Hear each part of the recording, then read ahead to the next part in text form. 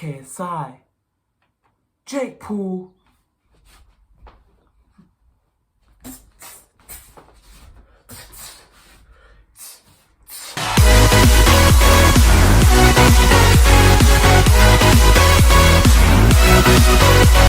Okay guys, I'm going to tell you the reasons why I think KSI is going to beat Jake Paul. So let's get started. KSI, JJ, when he fought Joe Weller barely punched him. So that gave him the opportunity to just jab Joe Weller and just keep going at Joe Weller because he's barely punching. If someone's barely punching, obviously you have all the opportunity to make them your punching bag. And that's what JJ did. And he was really effective at it. He was really good at it. Fast forward to Logan Paul. When he fought Logan Paul, he realized he cannot do that. He cannot do that. Because Logan Paul, the jab and everything was too much. Yes, Logan Paul's stamina essentially let JJ come back in the fight and, do get close and punch and, engage. But we fast forward to the second fight, is JJ already knew that he had to be first at the jab. He had to be quicker at everything than Logan. And he performed that in the second fight. It's evident that if you sit back against someone that has a reach or a guy that sits back and can pick their shots. So two things. A guy that, two people. Guy that jabs or a guy that sits back and picks their shot. There's a low chance you will win your fight if they do it effectively, if they do it good enough. But the reason I say JJ can win against Jake is because these following reasons. We've seen against Logan, JJ was first to everything, as I mentioned. He was jabbing him, he was moving him around the ring. If he wasn't jabbing or he wasn't throwing any combinations, back with the high guard. Instantly, jab, jab, jab, back with the high guard, jab. And his jabs were to the body as well. He was slowly bringing Logan down to the body. And you saw every time Logan got hit in the body, you saw when he got to round 4, round 5, even round 6, it did affect him because he wasn't as effective. You saw he was rushing in because he realized JJ keeps me moving. He's got the high guard, he's got the jab. Yes, I'm getting a few punches off, but I can't really punch him. So you saw he was getting a bit frustrated, shall we say. You couldn't actively see in his face his frustration, but the way he was punching, you saw that mentally he was frustrated because he came out and just started punching JJ. Yes, he was getting a few shots off, but he couldn't properly strategically think it through. And you see that when the knockdown happens, Logan Paul gets the knockdown and JJ, his legs are wobbly and he gets the 5 minutes. And Logan did similar things. Logan in the second fight against JJ did similar things to Joe Weller. Joe Weller, essentially, if you compare the way both fighters fight, Logan Paul in the second fight, Joe Weller in his fight against JJ, you see how both fighters fought. Joe Weller is a B-Tech Logan Paul boxer. Joe Weller's boxing is a B-Tech Logan, essentially. That's what it is. They both sat back. The reason I say Joe Weller is a B-Tech version of Logan is because Joe Weller didn't punch as much as Logan. Logan punched way more than Joe Weller and also made JJ go the distance. The thing about Joe Weller is he didn't punch enough, which essentially let JJ come on top of him. With Logan, he punched at times, so even though JJ was coming forward, he realized and he knew that I still have to be wary. He still holds a lot of power and it's professional. No headgear, 10-ounce gloves. Now we fast forward to Jake Paul. The reason I say JJ can beat Jake Paul is because if you see against Nate Robinson and Gib, his tactics, no matter any fight, even if he does fight again, his tactics will always be, I'm going to jab you out, but I'm going to come forward and I'm going to keep coming forward. It doesn't matter how much on the back foot I am. We saw against Jake Paul, where in the first, it was literally round 1. He got dominated. Jake Paul picked his shots and picked them clean. But we clearly saw that Gibb kept coming forward and forward and forward and forward because he wanted to keep applying that pressure. Yes, he went for the head, which was a wrong move. He should have went for the body more. Yes, he could still went for the head, but he should have leveled it. Going for body and head. If I get opportunity for the head, go for the head, but go for the body. Because even Vidal came out and said that Gibb, just before the fight started, Gibb told, before their ring walk and things, Gibb told Vidal, I'm going for his head.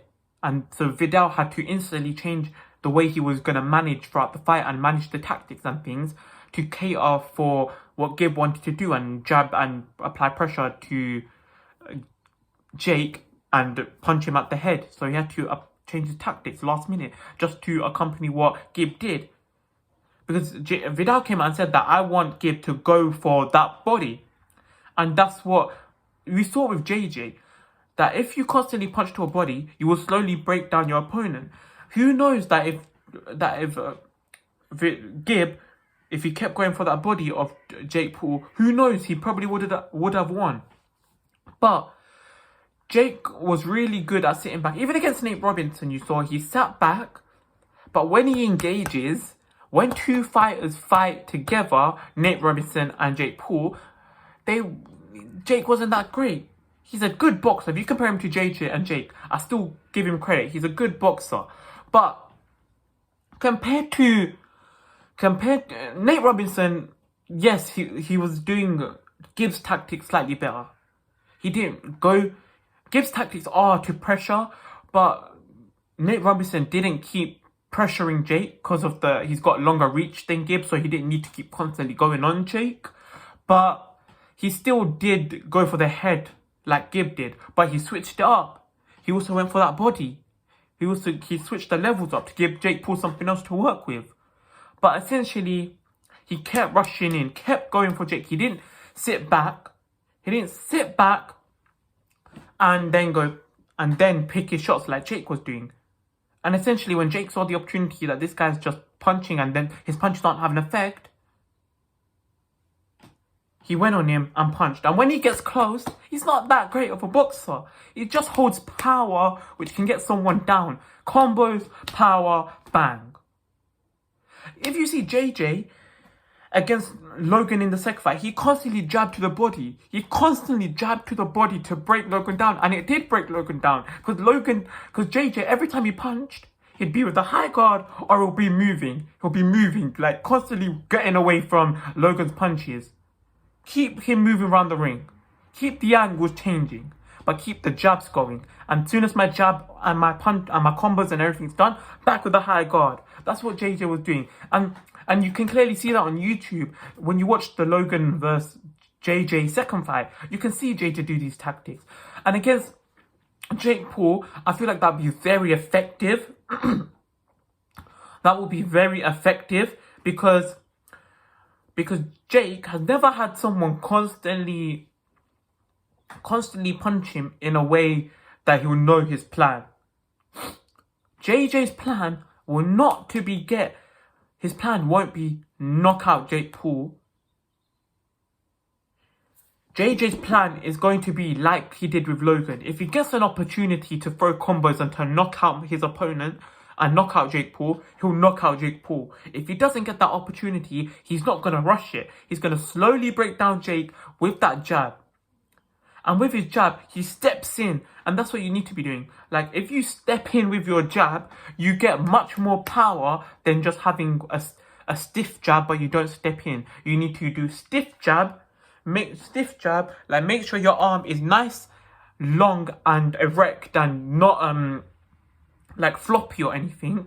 Nice and powerful, and step in at a bit more power. That's what JJ will do against Jake. But Jake, the one thing is, JJ will know that he will have to sit back throughout the time. Because Jake won't just engage. You will have to force Jake to engage.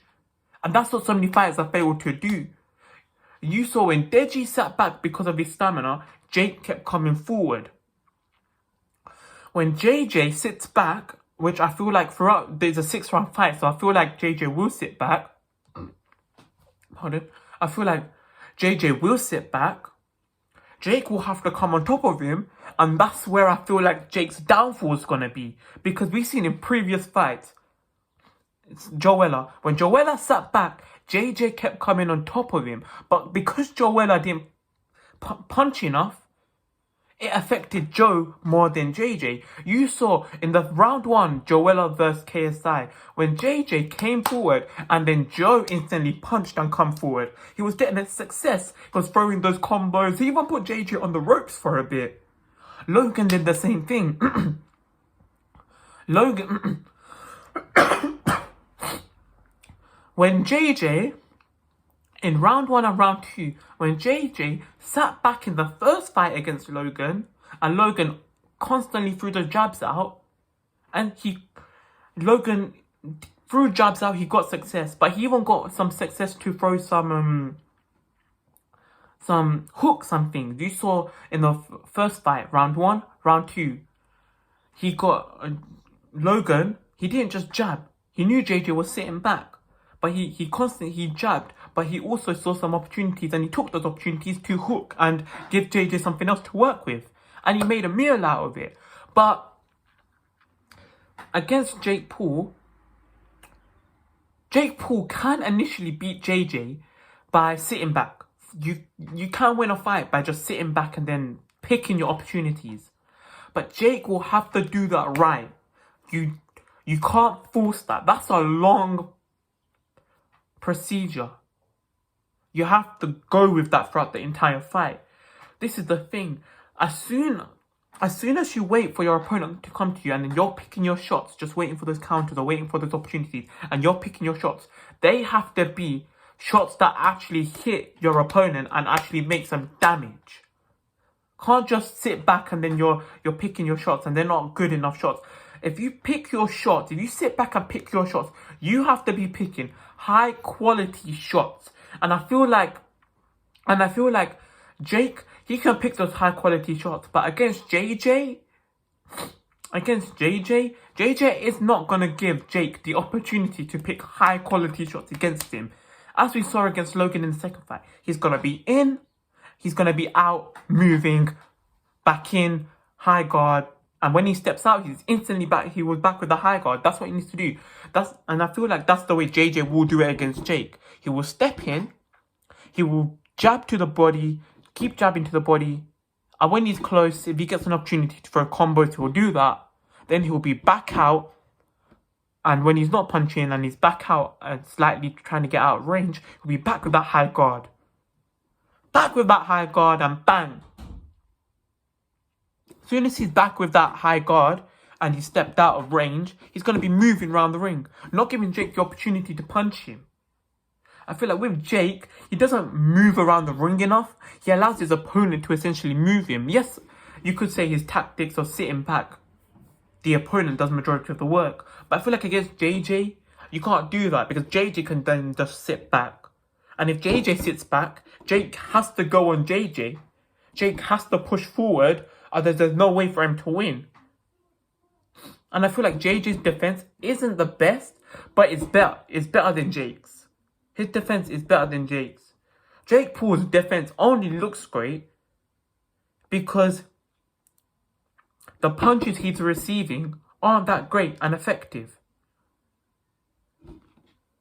So it'll be interesting to see, but I believe JJ can win this because of all these tactics, because of the way he fought against Logan in the second fight, where he stepped in and stepped out, high guard, keep moving around the ring, and if you get opportunity to do combos, he done the combos, and as well as that, he constantly jabbed to the body, just constantly jabbed to the body.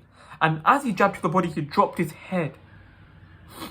I feel like as he jabs to the body, Jake's not as tall as Logan and doesn't have the arm reach as Logan. So I feel like JJ shouldn't or doesn't need to drop to as low to step into his jabs as much.